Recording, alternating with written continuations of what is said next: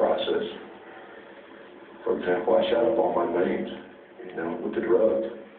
How are they going to hook the needles to me, my neck?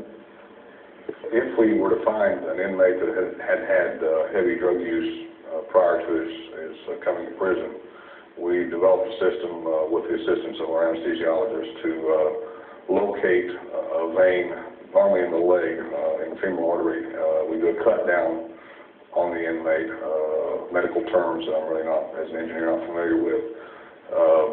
Then hook up an IV into a good vein so that we can assure that the execution is carried out and that the serum does get injected into the victim.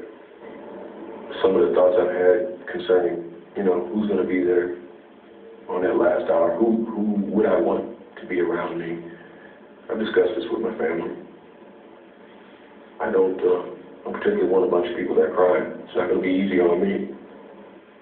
So I would abide by his wishes, even though it goes against mine, because it was his last wishes, and I want him to have what he wants. But it'd be hard to go back home and just wait for the phone to ring or whatever for him to call you up to tell you that he's dead.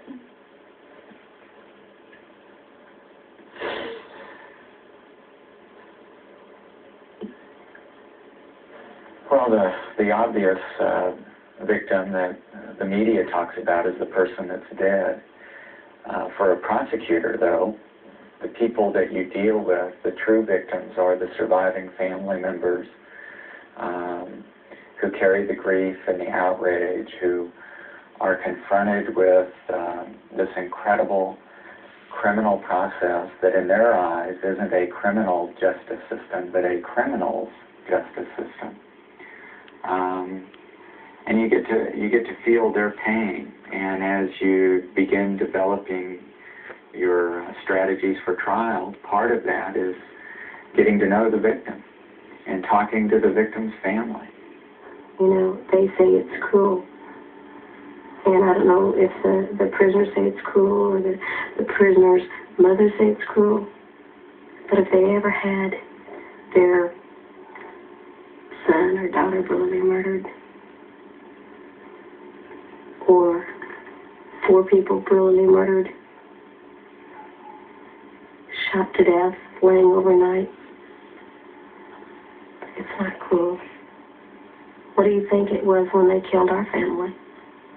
I'd say that was pretty cruel, especially if it's premeditated. What they did to my daughter and what he did to that little 17-year-old was cruel, very cruel. They kind of give them a little kind of a hypo. They go to sleep. It didn't compare to the rape and all the stuff they put my daughter through. I don't think they're thinking about what they did to other people when they say those things. You have to be concerned with the victims, what they went through, not just what those people that are sitting down there saying, well, I need about 7 days to get my things together. Karen didn't have even time to say goodbye. She had no reason to die. So I have no sympathy for murders. And yes, maybe they do get 2 or 3 hours notice or a week's notice. I believe I hear that they get a week's notice that they're going to go to the death penalty. At least they have time to tell their family goodbye. But they should have thought about this before they killed, because they did have that decision. They chose to kill. They chose. They broke the law. Well, in the Missouri statutes, the person responsible to ensure that the sentence is carried out is the chief administrative officer of the institution where the inmate is located. So I am the responsible person for the execution process. In that capacity, I am responsible to oversee the entire operation. When you get into the business of performing an execution. I guess to the average person, the method really doesn't make a lot of difference. The result is the same. But I certainly think that a system like lethal injection that we use, where if anyone has ever had a major operation, they went through this process. It's an intravenous injection, and of course the difference is that if you're doing that for surgery, of course there's a recovery. I like to think that I gave it enough thought and that I thought it out and made a rational decision that if that day ever comes for me, that I plan to handle it like a man. You know, and that's something else that's kind of scary because if you've never dealt with something like that before, how do you know how you're going to handle it?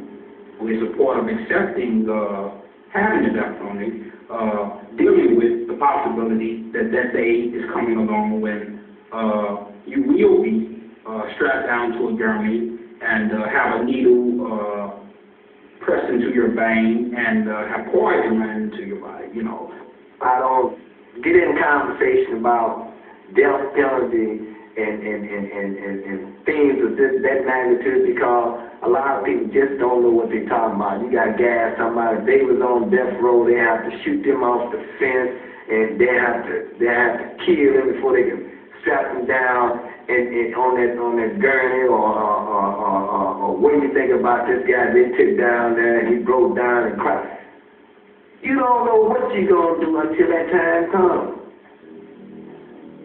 approximately 48 hours prior to the actual execution procedure, the inmate is taken out of the population for various reasons, his own protection, for our own betterment, etc., and placed in this area here being the holding cell.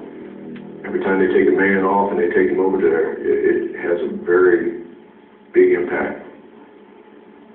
And everybody tries to deal with it in their own way, but a lot of guys that do it by laughter, and they'll try to make jokes concerning about it. It's not funny.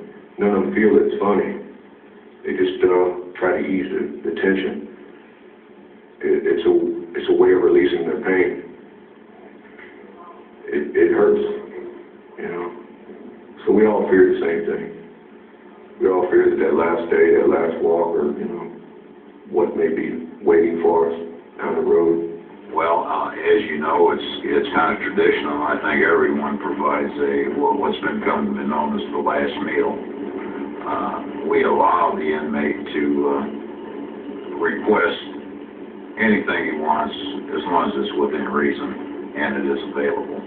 I'm kind of flexible, I mean, I like to have, I think I want steak. I'm a shrimp guy. I got to have some shrimp. I know that.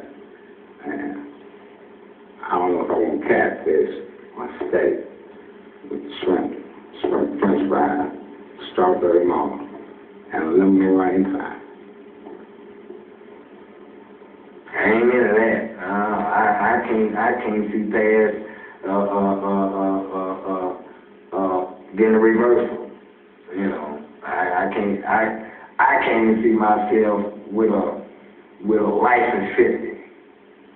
You see what I'm saying? I don't look beyond my heart's desire and to give this sick-minded stuff back. I don't think about no last day or none of that.